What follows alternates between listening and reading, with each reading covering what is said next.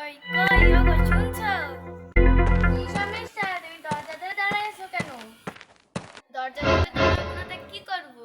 জানো না জামাই বাড়িতে মা এসেছে, যাও বাজারে যাও। বাজারে যাবো তা কই ব্যাগ দাও, নাও ব্যাগ নাও। আচ্ছা কি আলা লাগবে?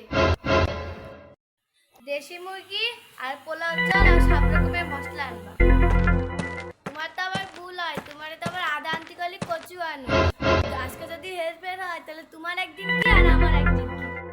ভুল হবে কেন? আচ্ছা তা আমি বাজারে যাই। হ্যাঁ রে বেটি, জামাই বলছিস দেশি মুরগির কথা? হ্যাঁ হ্যাঁ মা, বলেছি তোমার জামাইকে দেশি মুরগির কথা। আজকে তাহলে ভালোই খাওয়া যাবে। হ্যাঁ মা, তুমি কি কিছু বললা? না না বেটি, কিছু বলিনি। তোকে কি কিছু কাজ করে দেয়া লাগবে? লাও ধরো, তুমি চাল কাটা ব্যস্ত লাগো, বুঝছো? এর ফাঁকে সব জোগাড় যন্ত্র আমি করতে লাগি, তুমি চাল কাটা বাসো মা।